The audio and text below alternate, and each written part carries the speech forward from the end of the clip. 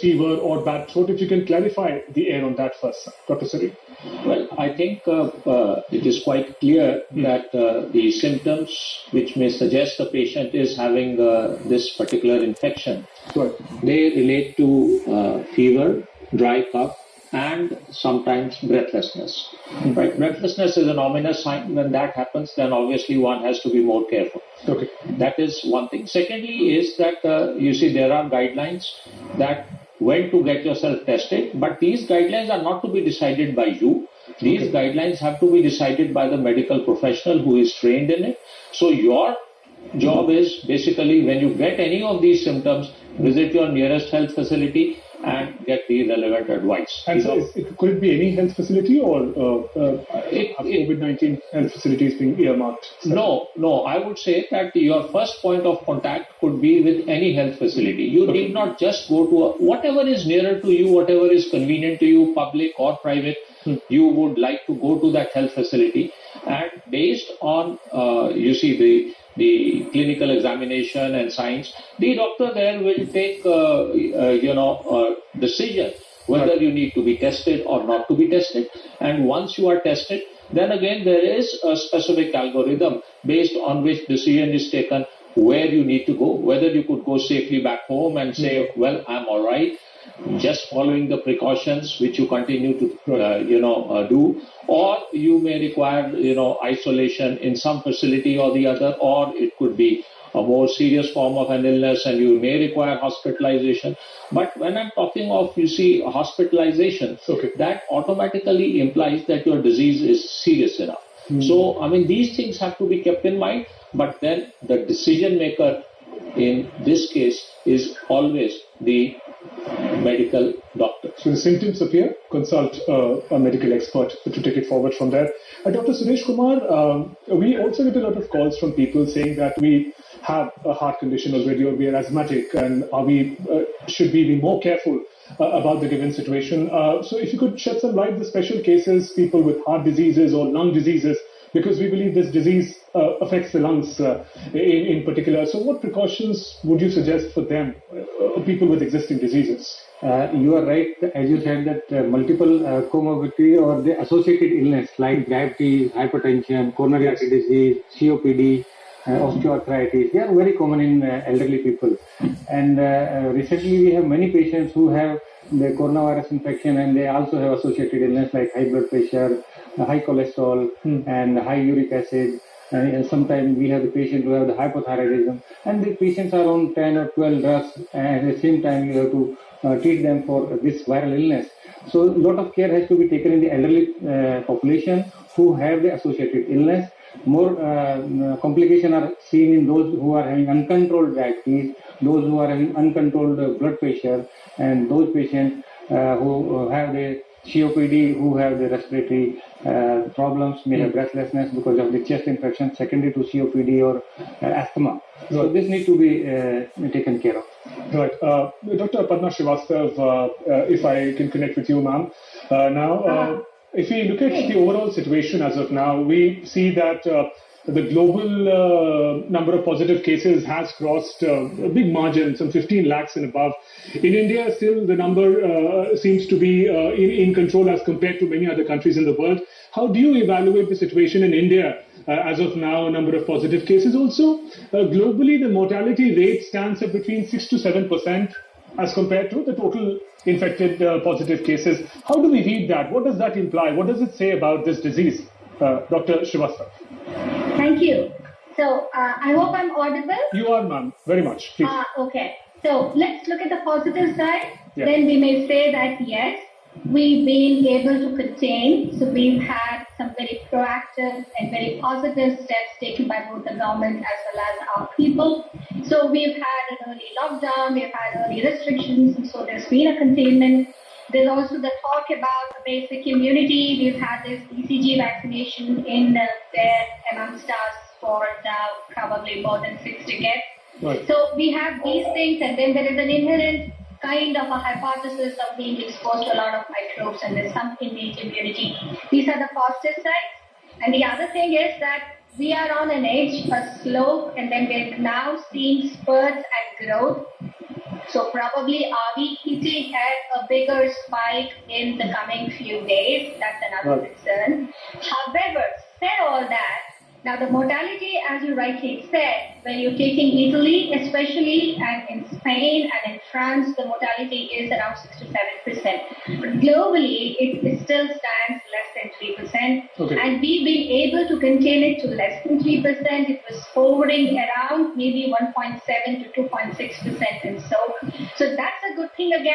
So we probably do have cases piling up, but not mortality. And whenever you translate this to terms of 1.3 billion population, right, the percentages do look down. But then translating them to what may have, what may happen when you put these percentages to this 1.3 billion population the coming few weeks, then that becomes extremely, extremely scary. Right. Ma'am, So I right now, believe, yeah. Ma'am, I believe we are at the stage where testing becomes very significant and also locating the positive cases. In that direction, government has launched an Arogya app which helps people find out about how vulnerable they are vis-a-vis the places where they've been geographically and the contacts that they've made. What would you like to say about the importance of Arogya app? Right. So that's been an incredible effort, and I'm sure it'll be wonderful when you translate them and feel how close you are to any hotspot or any positive. Not just that, even you have a directed governmental initiatives here that you are being able to map out the hotspots, and I've just heard that we have 5 more hotspots in Delhi. Yes. So when you, taking the Bhilwara concept, that you map out the hotspots, lock them down, look at all the contacts, trace those contacts, test them, and that probably will work. That there are different concepts of what could be a herd immunity versus, people just getting it, and then you come on to a sort of a generalized immunity. A lot of us would become positive and we develop our immunity, so the strength of a virus as such would go down. Those are very incredibly optimistic thoughts, but I guess mapping these hotspots, whether you take this app into consideration, but I think a lot of emphasis on the government initiative, I think that's doing incredible work. Right. So this hotspots, you cordon them off and then seal them up, and that's what's been happening even in Delhi now. So I think that is probably the way forward, and testing, and you bring up an extremely important point of testing. So we need to again balance out what is optimal, what is to be done. Right. There is a problem in that ratio. I wish we had, and I wish the universe had. We know the universe doesn't have. We have the best of countries don't have those resources. And so we have, yes, India made, but we can't expect those tests will go rampant. So therefore, again, individualize, prioritize, these testing will become important. Again, therefore, the mapping the hotspots, cordoning and doing tests there will become all the more, will assume a paramount importance in this battle. And I think we will win there. Right there, ma'am. Do continue to stay with us. Dr. Sareen, I'll also come. दरवाजा खोला तो उसके door knob पे हो सकता है, अब table पे हाथ लगाया है तो टेबल से भी आपको आ सकता है. वो पर्सनल हाइजीन जो हाइजीन है वो बहुत जरूरी है. और ऐसी जगहों को कुछ केमिकल्स होते हैं जैसे हाइपोक्लोराइड सोल्यूशन है जिससे, या अल्कोहल बेस्ड सॉल्यूशंस है जिससे ऐसे सरफेसेस को रेगुलरली क्लीन भी करना चाहिए, टाइम टू टाइम क्लीन करना चाहिए, हर कुछ समय बाद उसको साफ रखना चाहिए. Right. We revisit these points again, sir. Raj is on the phone line from Agra with us. Raj, hello. Sir. Good afternoon, sir. Good afternoon, Raj. Sir, I have a doubt, sir. Yes. Regarding coronavirus, sir. Actually, in our state, I came to know so many persons came from Delhi, sir, recently. They came on 17th December, sir, last month, sir. But till now, they are not at all identifying any symptoms, sir, regarding this dry cough or the respiration problem or any fever or a headache or something, as the WHO shown in their notification. But they are not at all identifying any symptoms. But in the results, it's showing that there are positive results. Positive patients. Where is the movement happening? It is possible, sir, to be like that in a corona patient, because it is more severe. It becomes more severe. Because we cannot segregate or categorize this corona patient as a healthy person. Raji, you're talking about movement of patients from where? The first part, if you can repeat that once again. Government hospital quarantine. Okay, no. My question was, what was the first part of your question? You were talking about movement of. Sir, there is no identification of any symptoms, sir. Symptoms are not at all easy. No, what Raj is trying to say is that there is some patient who had history of travel to Delhi, and he is a suspected corona patient, but he don't have any symptoms. So he is asking, is it possible that patient might be having coronavirus without any symptoms? Yes, sir. There are studies. 22 days, sir. 22 days crossed. Okay. Now please listen. There are some patients who don't develop symptoms. They are asymptomatic. Asymptomatic carriers are also there, and not all the patients become symptomatic. Some patient may have just sore throat, which may be not noticed. Some patient may not be having any fever. But most of these patients who are young, they are relatively asymptomatic. On the other hand, if you have a patient who have history of contact with the positive person, then you can have after 4 days or 5 days, these symptoms may appear. Patient may have the body ache, patient may have headache, patient may have loose motion or diarrhea, and patient may have respiratory symptoms, dry cough or chest pain or shortness of breath. That is important, but you have to take the history, that history of contact with the positive person and or history of international travel. In your case, that there is a history of only from Delhi. So you can't say that patient is having coronavirus or not. But if patient have a suspicion and patient have some symptoms, he or she must be tested. Right. Dr. Sareen, if you could tell us a little more about especially the asymptomatic cases, how big a challenge is that when there is no symptoms? How do we... You see, one is well aware of the fact that when you get an infection, you will not get the symptoms straight away. That is very clear. It takes some time, and that time is called the incubation period. To start with, from infection to a symptom appearing. Now, usually speaking, it will be about 5 days in this particular infection, but it can go to about 2 weeks. Now, if an individual... For 2 weeks, the symptoms may not appear. That incubation period, the symptom may come around 14 days time. So therefore, an individual is tested prior to getting the symptom.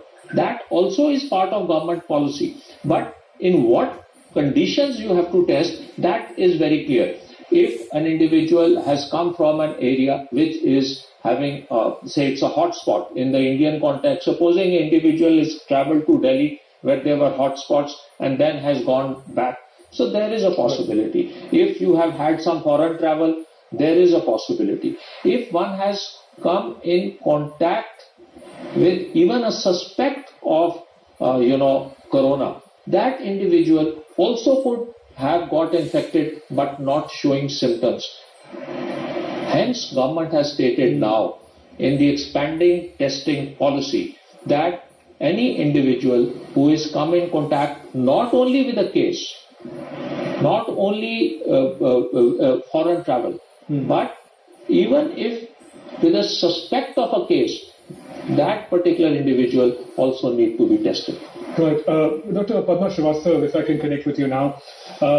Now, the reason why this disease becomes a challenge also because it requires one to reveal a lot about one's travel history, one's engagement with people.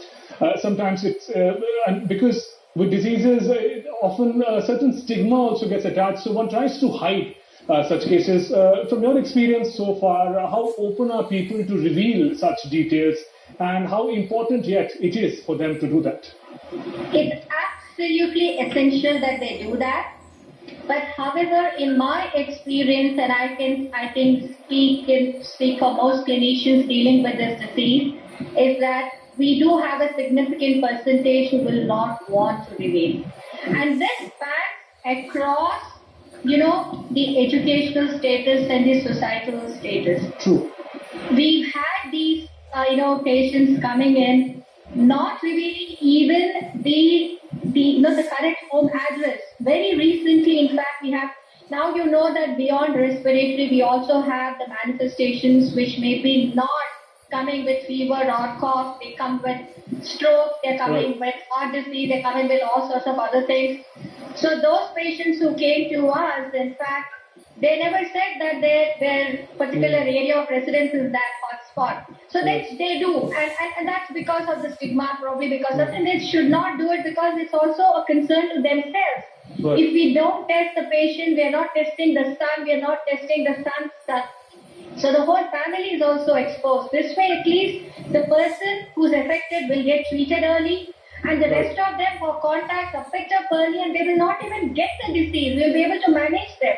So it's important for themselves that they need to reveal so that they would save themselves. That's most important. Yeah, we'll talk more on this hitch that is there, in people. We'll talk more on that aspect. We have another caller.